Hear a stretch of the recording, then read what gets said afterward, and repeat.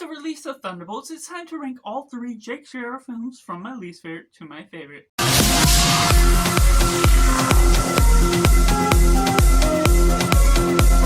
Hello and welcome to Cinema, where we focus on a film. I'm Jess, this is Simply Cinema, and let me know in the comments below how you would personally rank Jake Schreier films from Paper Towns to Robot and Frank to Thunderbolts. And I would love to see the discussion, the differences between our takes, and how we think of him as a director as a whole. But going in last place, we have Paper Towns. Now this is a film that has a concept, the map to finding a girl, the discovery and mystery of the girl that this boy has, that there's sort of a mystery, a love interest, a romance between the two that really builds the tension and elevates the moments that you can have, and the lightheartedness, the downtrodden elements that really go in some complex emotions throughout the film. It certainly has its emotional beats that work wonders throughout, but unfortunately there's also elements that when it goes into the ending, it goes into something that's just a twist that doesn't feel like it's built up to be a twist. It's real life, and I can give it favors to what it's tackling, what they're trying to cover within the story from the book it's taken from, but unfortunately it's not necessarily the right example.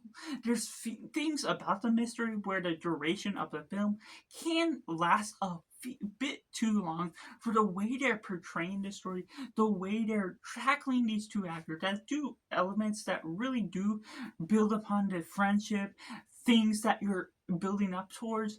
But unfortunately it turns it out to be a sour sort of film, a sadder film that you sort of don't necessarily bleed into all the emotions because of the duration, certain things that may not build up the right elements in the right manner. So while there is some proper beats that do build upon the story of real life, it's not always going to be the story that even someone that likes the emotional films gets impacted by the way they portray it as a whole.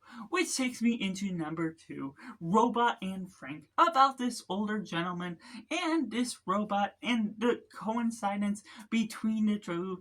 This old man that's sort of cat-burgling and a robot that sort of has no emotions to what all effectively goes on out, and the connection to Frank and his children that sort of come and go throughout the film.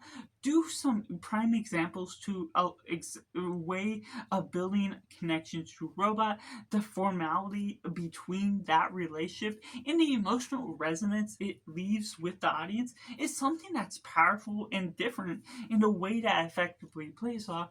But some of the duration or mannerisms to the pacing can be a little offbeat or different in some ways.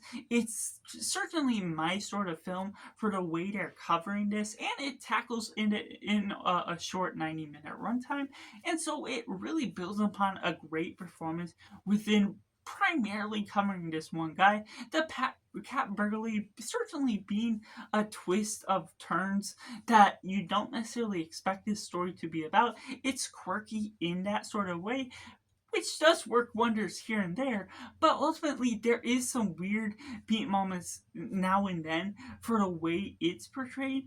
The pacing that it takes on can be a little claustrophobic and off-centered at times, but ultimately it is a light-hearted tale that I can sink my teeth into, be able to digest in its own sort of way for the weirdness it covers, the connection and fatherhood themes that it gets portrayed throughout, where you get the loss of people, the disconnect between his children, but also still being able to resonate also with a robot that portrays all the things that's going on throughout.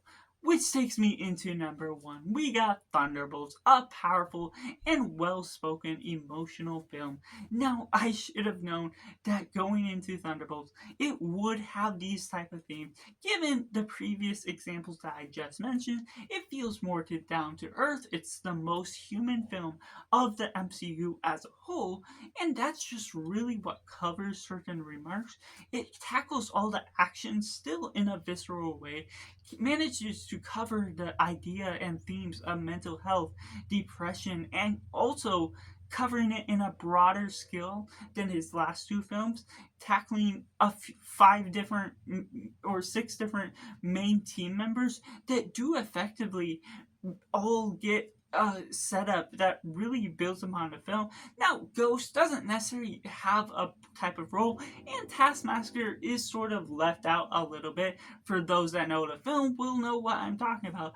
But the ability to cover all those bases to where they're going with this film as a whole elevates this secret, mysterious character such as Bob, not knowing who he's all about, but where that all leads into the main villain, and also Valerie, what we're getting out of this main character that's trying to be the leader of them and tackle different secrets out in different ways, just manages to give several different twists in a 3-act structure that's proper to the mannerism that you're going with this prison break, with this sort of midsection, and a final battle that goes into this emotional wreckage, the connection to the characters, most of the characters of the Thunderbolts getting prominent character depth, that even though I wasn't a huge fan of some of the moments of the characters we got in previous MCU entries, there's just the emotional connection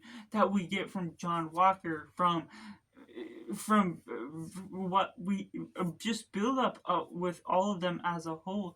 It's becoming surprising, from Red Guardian and just all of them, in a way that I did not expect, to really resonate with these characters following this, especially after so many mishaps with the MCU, reshoots, other things that have been going on. I haven't been as trusting to what they're doing. But not only as an MCU film is it good, but this is where Jake Scherier managed to finally shine out with a strong film that hit me in a way that is my type of film and delivers on all the right notes that makes it that much more powerful. So that's just my ranking of all 3 Jake Schreier films, from my least favorite to my favorite, and I'd love to see what your take on Jake Schreier is as a director down in the comments below. Which films have you seen, or are you looking to now explore now that I've covered them? Let you be aware what Thunderbolts is being attached to. I have quite a few director rankings on my channel just as well in a playlist, so you can check that out, and make sure to like this video if you enjoy it. Subscribe if you haven't already to join in film culture community where we talk about a lot of cinema as a whole. So that's just all, and make sure to do yourself a favor and go watch a movie.